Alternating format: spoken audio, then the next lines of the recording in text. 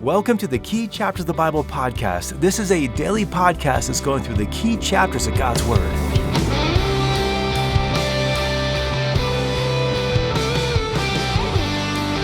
When it comes to how we worship God, who decides what we're going to do? Us, God, and the worship leader in our church? Well, today in our study of Leviticus 10, we're going to read about Nadab and Abihu who offered strange fire to the Lord. And not only did this not please the Lord, it brought his wrath and judgment upon them. So welcome to the Key Chapters of the Bible podcast. My name is Russ Brewer, and we're going through the key chapters of the Bible, the ones that we really need to know in order to understand the message of God. And today we're studying Leviticus 10, which shows us the holy, reverent attitude we are to have when we come before the Lord. And this chapter establishes once and for all who decides how we'll worship the Lord. Now, as we come to Leviticus 10, this is our sixth day in the study of the book of Leviticus. So far, we've been wading into the Levitical law and how to offer sacrifices to the Lord. It's been clear that the worship of God is not a free-for-all. There are specific ways in which God is to be honored. And the underlying point of this whole study has been that we can't approach God on any terms other than the ones that He has prescribed. This goes all the way back to Adam and Eve and Cain and Abel and Noah, or even when God called Moses and made him circumcise his son in Exodus 4. We've seen time and again that God is not a game, and we can't do just whatever we want and call that worship. Instead, we are called to listen to God and follow His instructions. That's the heart of true worship. True worship worships God in spirit and truth. It is the demonstration of our submission to God, where we live out the reality that God is God and we are not. And because He is God, He calls the shots. And because He's the authority, we're saying to Him, I'll do what you say and not what I think, because you're in charge and I'm not. The underlying point of this whole study is that we can't approach God on any terms other than the ones that He has prescribed. This goes all the way back to Adam and Eve, and then Cain and Abel and Noah, or even when God called Moses and made him circumcise his son in Exodus 4. We've seen time and again that God is not a game. We can't do just whatever we want and call that worship. Instead, we are called to listen to God and follow His instructions. That's the heart of true worship. True worship worships God in spirit and truth. It is the demonstration of our submission to God, where we live out the reality that God is God and we are not. And because He's God, He calls the shots. And because He's the authority, we're saying to God, I'll do whatever you say and not what I think, because you're in charge and I'm not. Now, a lot of people hear this point and they recoil at it. And that's no surprise. It's never been popular, going all the way back to Cain. And so, throughout the book of Leviticus, God has been making it abundantly clear to ancient Israel that even though they are the chosen people of God, they did not have a right to make up worship of Him. God decides how we worship Him and not the other way around. And the event in Leviticus 10 teaches them this point once again through the tragic example of Nadab and Abihu. So let's talk about what happens in this chapter. If you've already read Leviticus 10, then you know it doesn't take long for Aaron's sons Nadab and Abihu to get destroyed by the Lord for offering strange fire to Him. In verse 1, they offer strange, unauthorized fire before the Lord. And in verse 2, fire comes from the presence of the Lord and kills them. Now, this probably seems abrupt, but we need to keep in mind that these opening verses come right after the joyful record in Leviticus 9 of the consecration of Aaron, his sons, and the rest of the people. And in chapter 9, they have this long celebratory ceremony, and they obey all the steps prescribed by the Lord. But in chapter 10, Nadab and Abihu choose to modify those steps, and they're destroyed for it. Now, why? Why were they destroyed? After all, they're worshiping the Lord. You'd think that God would be pleased. Instead, they're dead. Well, the answer to the question why goes back to the purpose of the Levitical priests. In fact, it's one of the fundamental purposes of the book of Leviticus and the Levitical priesthood. The Lord appointed the Levites to lead the people in worship as God's appointed priests. That's why God gave them this book. The book of Leviticus is the manual for the Levites and how to lead the people to worship God. Now, why do they have this role? The Lord appointed the Levites to lead the people in worship as God's appointed priests. That's why God gave them this book. The book of Leviticus is a manual for the Levites in how to lead the people to worship God. Now, why did they have this role? Well, originally, the firstborn of Israel were to lead the people in worship. But Exodus 32 records what happened when the people have it their way. They make that golden calf. And at the end of that chapter, the tribe who sided with Moses was the tribe of Levi. In fact, it's one of the first times that they're mentioned in the Bible. I mean, technically, they're mentioned here and there going all the way back to Genesis 29. But considering how important they are to the religious life of the Jews, we don't hear much about them until Exodus 32 and the golden calf. But then, after Exodus 32, the Levites become God's representatives to the people and the people's representatives to the Lord. And that's why they were to live among the rest of the people, serving as examples of what it looks like to obey their covenant with God. Now, you might remember that they didn't own their own tribal land, and that fulfilled Jacob's prophecy back in Genesis 49:7, where Jacob prophesied that the Lord would scatter them in Israel. And so then as we reflect upon the events of the golden calf and the Levites' obedience to the Lord and their scattered role throughout Israel in the book of Leviticus, we're seeing that the Levites were missionaries. They were ambassadors who lived among the people, calling the nation of Israel to obey their covenant with God. Therefore, it stands to reason that from among this tribe would come the priests. But here's the thing, not every Levite was a priest. It's true that every priest was a Levite, but not every Levite was a priest. The only true priests were those ordained to lead the people in worship. The priests were Levites who were specifically trained in the book of Leviticus to lead the people in the worship of the Lord. This Levitical priesthood was basically an ancient form of quality control.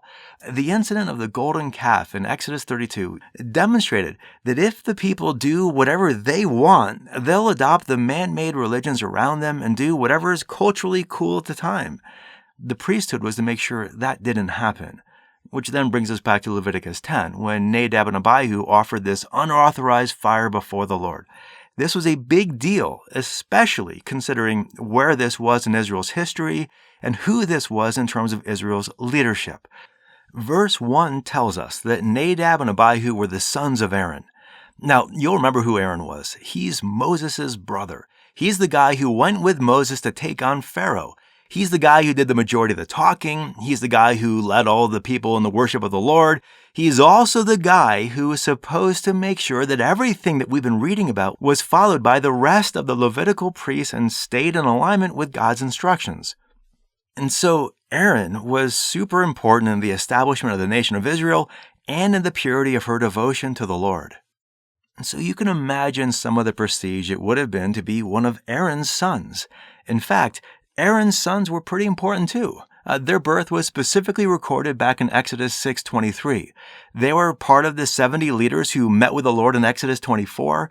In Exodus 28:1, they were specifically appointed by God to be part of Israel's first priesthood. And just a couple chapters ago, back in Leviticus 8:1, the Lord told Moses to take Aaron and his sons and consecrate them to the priesthood, and Leviticus 9 records the whole ceremony where Aaron and his sons were consecrated.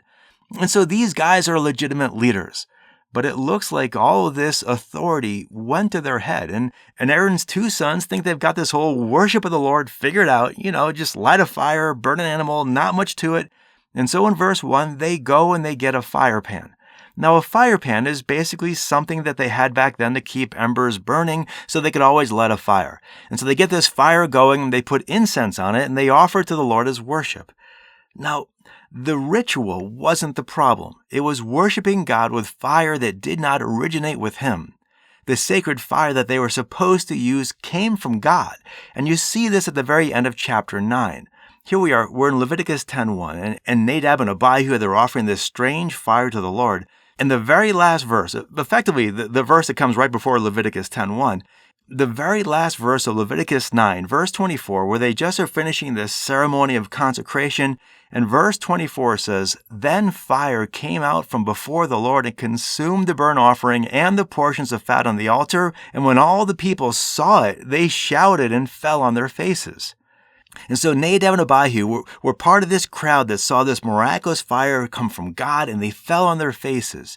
And they see that there in Leviticus 9:24. But here we are just one verse later, and they choose to bring their own fire. Now this wasn't an oversight. Exodus 30 verse 9 specifically commands the people to not bring just any old fire before the Lord. Exodus 30 verse 9 says, "You shall not offer any strange incense on this altar, or burnt offering, or meal offering, and you shall not pour out a drink offering on it." And so they knew not to offer strange fire before the Lord. But what's strange fire? Strange fire is any fire that didn't originate from the sacred bronze altar that was lit by the Lord back in Leviticus 9:24. According to Numbers 3:4, no other fire was acceptable to the Lord. In fact, later, when Solomon built the temple which would replace the tabernacle, God also lit that fire in 2 Chronicles 7:1. Not only that, but we saw back in Leviticus 6:13 that this fire was to burn continuously as a constant reminder of God's presence, His holiness, and His power. Nadab and Abihu knew all this as God's appointed and consecrated priests, but still they disregarded the Lord and His commands. So here you have the start of the nation of Israel. They've just been delivered from Egypt. They saw God's warnings when Moses was on Mount Sinai to not even touch the mountain or they would die. They saw what happened in Exodus 32 with the golden calf, where the people did their own thing and they suffered greatly for it. And the Lord has been giving them all these specific instructions, constantly saying, this is holy, or this is dedicated just for the Lord, or this needs to be separated. And so you got all of this, and right out the gate, the leader's very own sons are disregarding the teaching of the Lord and making up their own form of worship. Now, why did they dishonor God this way? Well, later in verses 16 to 20, Aaron's other sons seem confused about some of the sacrifices, and perhaps these guys hadn't put the work in necessary to truly learn this stuff. And maybe Nadab and Abihu just really weren't that serious about learning the ways of God.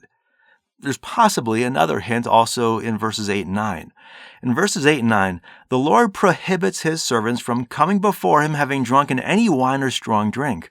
And perhaps Nadab and Abihu were under the influence of alcohol. Either way, we're seeing this serious mindset that we're to have when we approach the Lord. Nothing is to taint our judgment when it comes to our obedience to Him. And so, going back to Leviticus 10, this whole passage, it's unsettling. In our world where everything goes, we might celebrate these guys for their sincerity and their creativity and their ingenuity. We might even join with them. But clearly the Lord doesn't see it this way.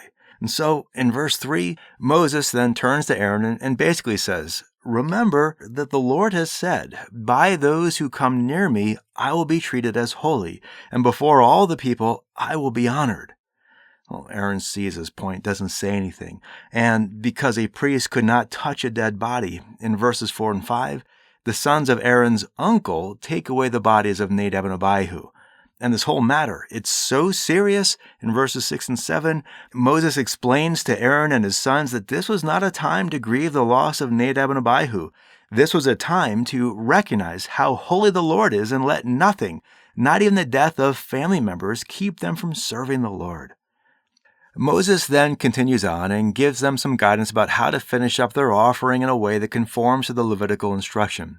In verse 12, Moses instructs Aaron's other sons, Eleazar and Ithamar, to eat the offering. Remember, we talked about that part of the ceremony back in Leviticus 2:3. Now, Eleazar and Ithamar were also priests, and the high priesthood would come through Eleazar. Now, it should have come through Nadab, but because of his sin, it's transferred to Eleazar. And here we're seeing that Eleazar and Ithamar, they eat this offering because it was clean and sacred and commanded by God.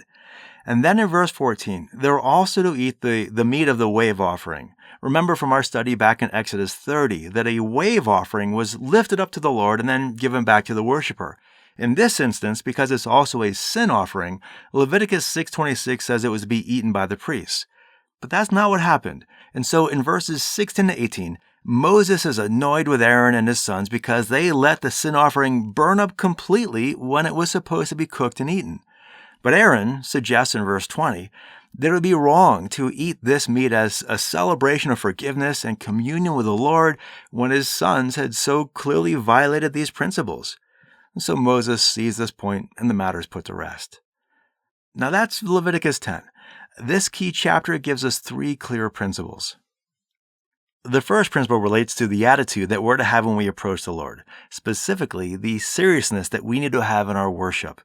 Nadab and Abihu were consecrated priests, and because of their roles as priests, they didn't have the freedom to be cavalier with the things of God. Not that they were actually ever allowed to be cavalier with the Lord, but if they were to come before the Lord, He was to be their focus.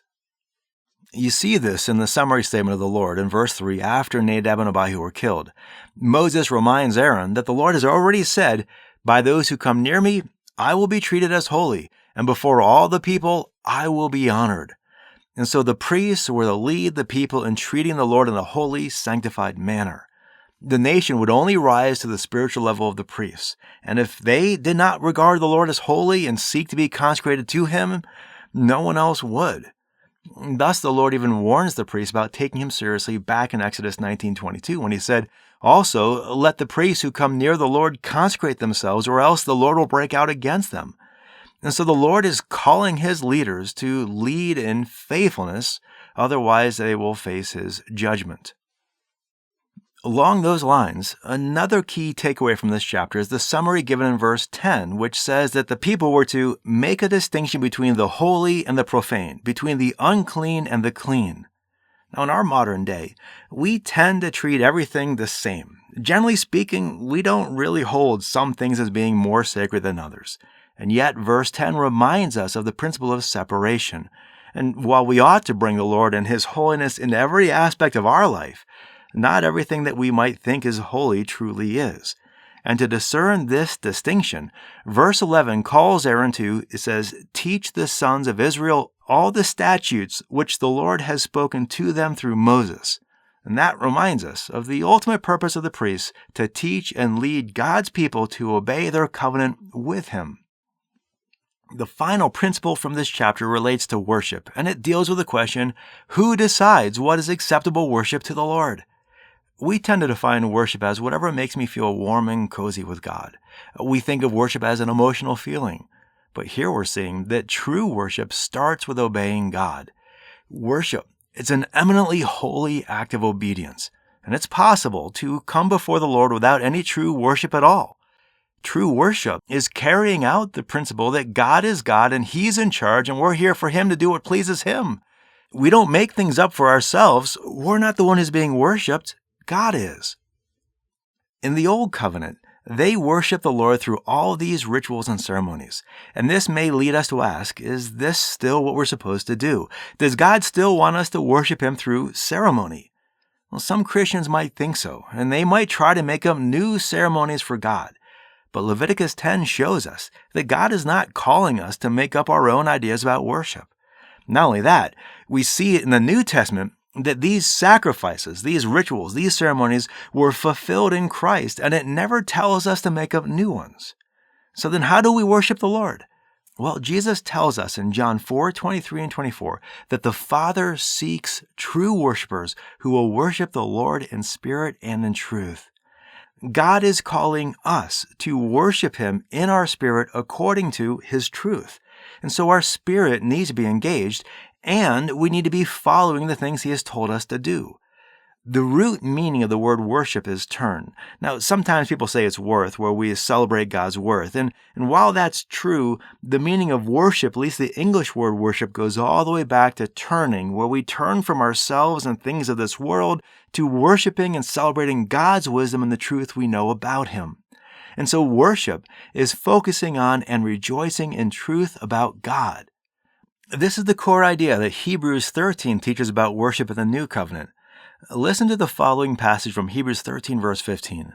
The author says, "Through Him then," and that's speaking of through Jesus, "through Him then, let us continually offer up a sacrifice of praise to God. That is, the fruit of lips that give thanks to His name." And so here, we're to continually be praising God. That's the fruit of our lips where we give thanks and praise to God. Now that phrase continually there, continually offer up a sacrifice of praise, that should remind us of the fires that will continually be burning before the Lord. And the phrase, the fruit of the lips that give thanks to His name, that should remind us of the grain offerings where the worshipers would celebrate God and give Him thanks for His abundant blessings in our life. And so, under the new covenant, we're all priests before the Lord. There are no longer Levites and sons of Aaron, but there are God's people continually offering the sacrifice of praise and thanks to Him. And so let's end with the question. Think about how you tend to spend your day. Are you continually offering praise and thanks to God? Or when was the last time you offered a sacrifice of praise to Him? If it's been a while, confess that to the Lord and let Him guide you to living a life fulfilling the worship He has called you to offer to Him. Well, with that, it's been great meeting with you today. I look forward to catching up with you tomorrow as we go into Leviticus chapter 16 and an incredible passage that unpacks the Day of Atonement, the Yom Kippur. Until then, have a great day